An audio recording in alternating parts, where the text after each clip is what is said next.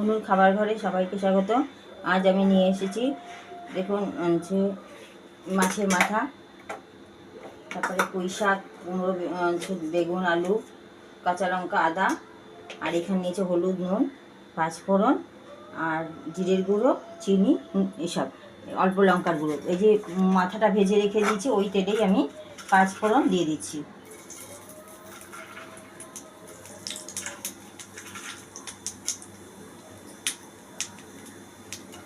দিয়ে দিচ্ছি তেজপাতা। এটা একটু ভাজা ভাজা গন্ধ হলে বেরোবে, তখন আমি দিয়ে দেবো একটু আদা আর কাঁচা লঙ্কা দিয়ে দিচ্ছি। কত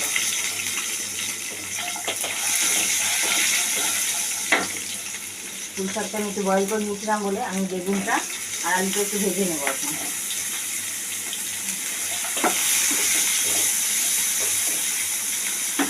পুঁই শাকের জন্য আলু বেগুনটা নুন দিয়ে হলুদ দিয়ে ভেজে নেব, পরে জিরের গুঁড়ো আর লঙ্কার গুঁড়ো দেবো।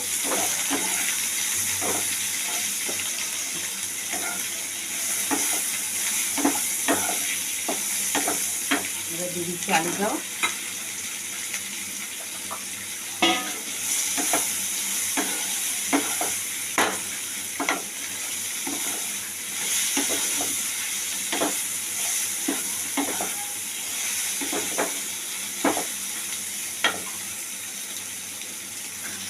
আলু আর বেগুনটা ভাজা হয়ে গেছে, এখন আমি দিয়ে দেবো একটু জিরের গুঁড়ো, অল্প করে দিয়ে দেবো লঙ্কার গুঁড়ো, আর দিয়ে দেবো মাছের মাথাটা। এই লঙ্কাটা পরে দেবো। এসব দিয়ে আমি একটুখানি জল দেবো, দিয়ে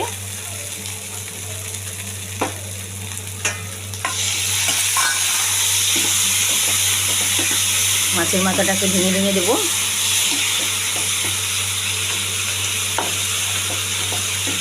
এইভাবে ভেঙে ভেঙে দেবো।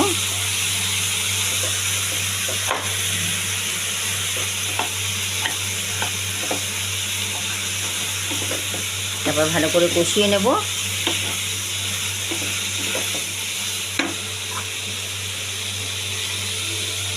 এবার দিয়ে দেবো আমি পুঁই শাকটা।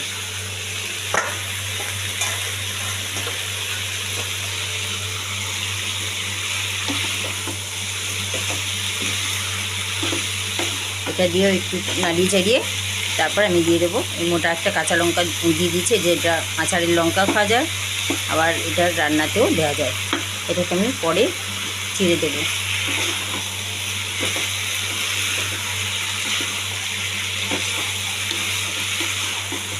একটু হালকা বয়েল করে নিলে কি হয়, শাকটা ডাঁটাটা, তাহলে এদিকে টাইম কম লাগে, সেই জন্য আমি একটু বয়েল করেই নিই। আর বেগুন, আলু বা কুমড়োটা এসব ভেজে নিই। আজ আমি কুমড়োটাও দিয়ে দিয়েছি এর মধ্যে। তো এবার একটুখানি জল ছিটা দিয়ে আমি 2-3 মিনিট ঢাকা দিয়ে রাখবো। তারপর আমি দেখাচ্ছি শাকটা কীরকম হচ্ছে, তারপর মিষ্টি দিয়ে নামাবো। আর তেমন কিছু নেই, উপকরণ খুব সামান্য, কিন্তু খেতে খুব টেস্ট হয়। আপনারা বানিয়ে খেয়ে দেখবেন, দারুণ লাগবে। দেখুন আমি ঢাকাটা খুলে দেখাচ্ছি। 2 মিনিট বাদে সব প্রায় সিদ্ধ হয়ে গেছে, কারণ শাকটা তো বয়েল করে নিয়েছে, শাকের ডাঁটাগুলো। এবার আমি আঁচটা বাড়িয়ে, কম আঁচ করে দিয়েছিলাম, আঁচটা বাড়িয়ে দিলাম। এবার একটুখানি চিনি দেবো, একটু মিষ্টি মিষ্টি ভাব হবে।